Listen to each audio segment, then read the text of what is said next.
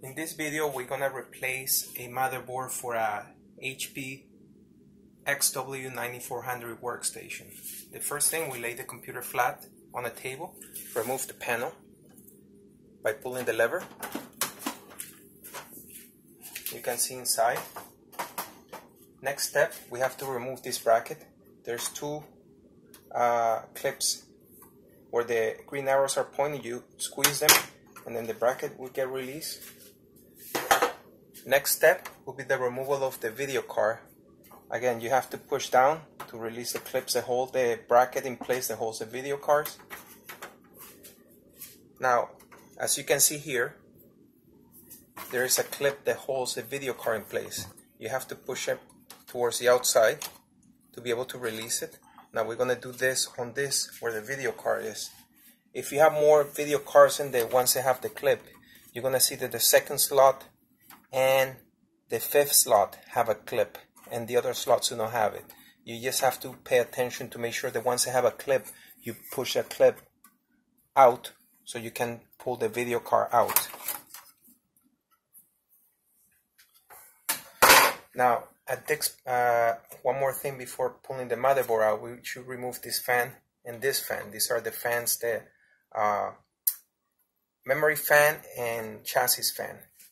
What you want to do maybe at this point is to take a couple of pictures of the motherboard to make sure that you can put back all the cables to the exact same location. I always do that when I work with a system that I'm not very familiar with. I'm going to pull out the memory fan. So I locate where it is. It's plugged in here. So I unplug it. I push this. In this case, it's almost everything that is green means that it's a lever that can be pulled out or pushed in or something. So I push this in and then I release the memory fan, and I'm going to take this fan out too. Again, you can see just place where to put your fingers. You push down and the fan comes off, and I disconnect it. That clears up a little bit of space. What we're doing here, we actually want to make pull the motherboard out, so we have to pull all the cables out. You might not need to pull all the cables out if you're just gonna do some work on the motherboard, but we're gonna do that. I'm gonna start from this end. For the cables, you gotta be careful not to pull the little wires out. You wanna try to grab them from the plug if you can. Some of them is a little hard. Like this one here is a little bit hard. You just gotta be careful not to just break the little wires out.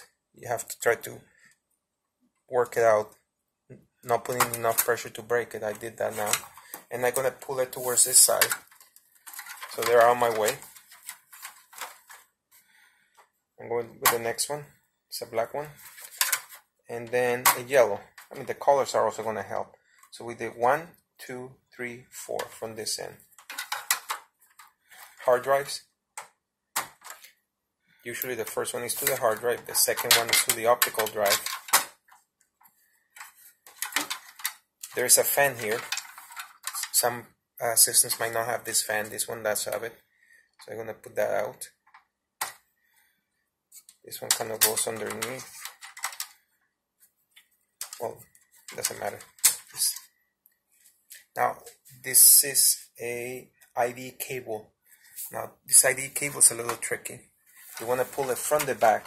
If you put your hand in there, you will find a black, you will feel a black string.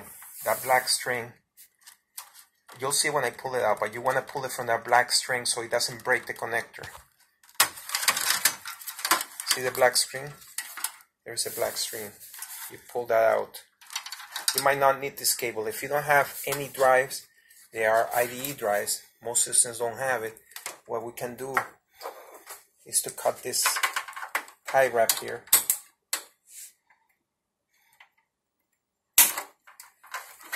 And remove this cable altogether. We don't need it.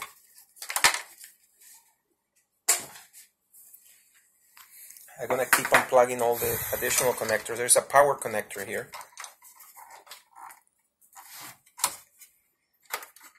Now the next one here is for a CPU heatsink. I'm not going to unplug this one. I don't need it to remove the motherboard, and I'm making this video to show you how to remove the motherboard. I'm not pulling out the memory either. I don't need to pull it out to remove the motherboard.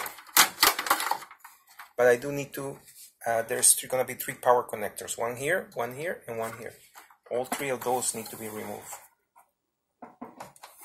One, and then the main one. They usually have a little clip, and when you put them in, you're going to be able to see the tab where the clip fits. In all 3 they have that. So there's only one way they're really going to be able to go in. Now I remove all the cables that come from the case. It's very simple to actually remove this. There is a lever here, this green lever here, that holds the motherboard in place. So what you do here is you turn, and they should slide out. Now, sometimes it's easier said than done to take it out, but you have to play around with it a little bit. And in this case, I was able to do a nice little job in terms of pulling the motherboard out.